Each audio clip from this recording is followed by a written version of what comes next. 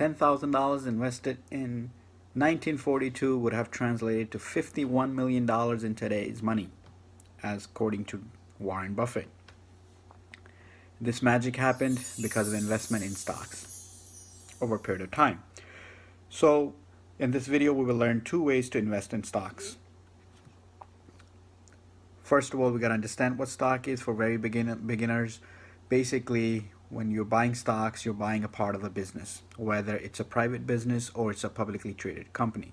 And you can buy it for short term or you could buy it for long term. For our sake of video, we'll be talking about investing in publicly traded companies because that's very easy versus investing in private companies. And you could do it with small amount of money. So in this case, we have many ways you could invest in publicly traded companies. One of the two ways that we'll discuss in this video will be either you're buying individual companies or you're buying index fund such as S&P 500, which will have a lot of companies or corporations, and we'll talk about that in a minute. So first of all, let's go to individual companies and see what are the pros and cons of investing in individual companies. So pros here are that you could find businesses with very high growth and make higher returns than average market. So for example, you may find next Microsoft or Amazon. You're looking for focused businesses that interest you particularly and you understand better, so you're willing to put your investments in that. High returns if picked the right company. Also, you're looking for steady growth. Now, what are the cons of investing in individual company? There are a lot of them, so let's go over a few. A lot of work to find a good business. You got to understand the business model. You need to know the accounting to understand what's happening in the business. How are they making money? Need to know how to evaluate the business overall. What is the value of the business? And then you also need to follow the business very closely on regular basis. For example, reading annual report and keeping up with the company. So this way you know when to exit out of the company if it's not doing well. And if it's doing well, you can add more investments to it. And then high trading fees. And stockbroker makes a lot of commission if you're actively trading, like other people who do day trades. And then also you can't invest in like 50 individual companies because you won't get time to learn about them. So which means it's gonna be 5 or 6 companies what Warren Buffett suggests an average person can manage in their lifetime. So a lot of cons, very few pros. Next, let's talk about the index fund. So before we talk about it, we need to understand what is index. So many indexes have been set up to track how a particular part of the stock market or the stock market as a whole is doing. There are indexes that track large cap companies, small cap companies, the entire stock market, and etc. One of the most common indexes in US is Standard & Poor's 500, also known as S&P 500. What is S&P 500 index? This index basically represents a broad cross-section of 500 large American companies, and this is used as benchmark for overall market in USA. It usually covers about 75 to 80% of American businesses.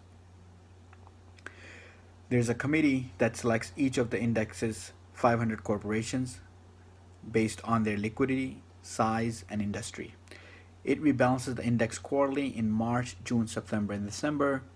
And the advantage is if the company is doing bad or doesn't fit the criteria, it goes out. And if there's a new business that is doing better, that comes in. And if you use that logic over a long period of time, the trend is going to be high because you're filtering out the bad ones and you're bringing in the good businesses that are growing.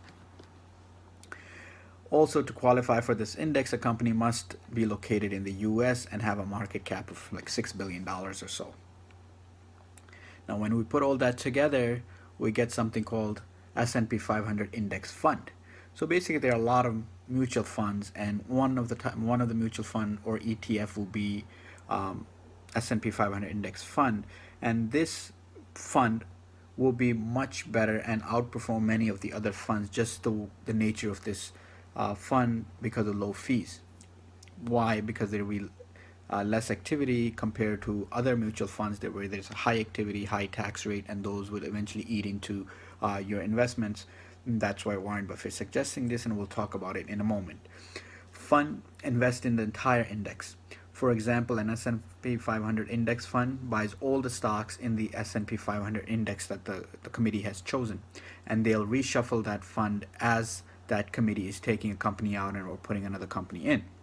just about every major mutual fund family offers this index fund, and it's very easy to buy it through your stock brokerage or in your 401k plan.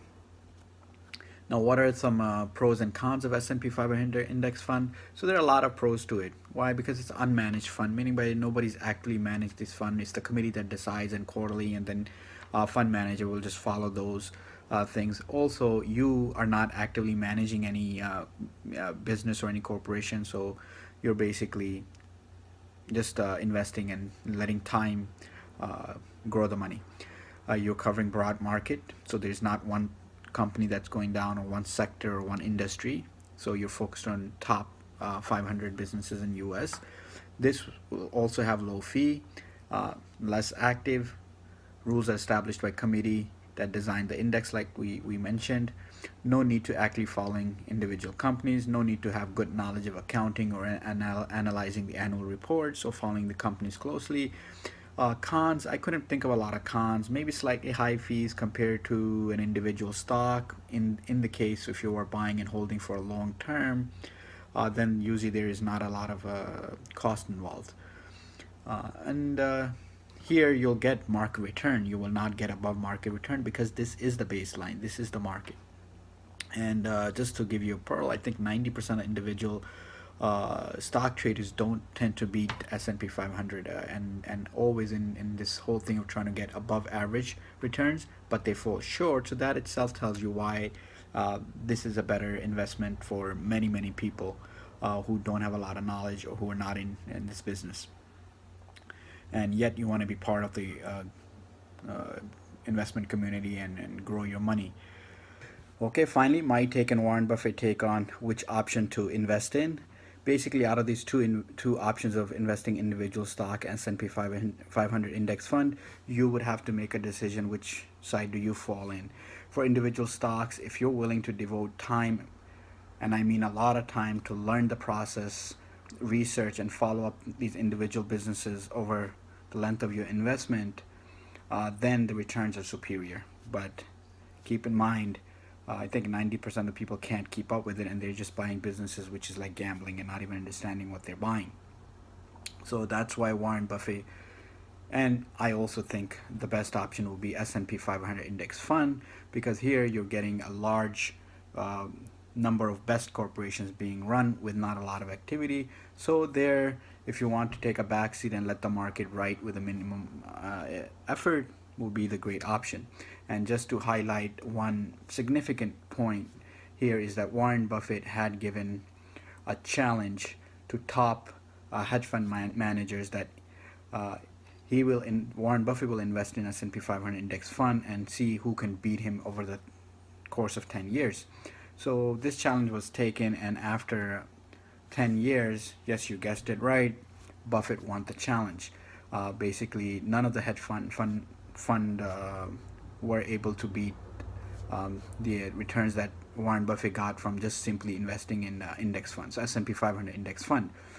So you can read this article that talks about Buffett bet on index fund versus hedge fund, and I'll put the link in description section. All right. Feel free to write in comments what you think about the video, and I hope it does help you. And best of luck. See you. I hope you find this video helpful.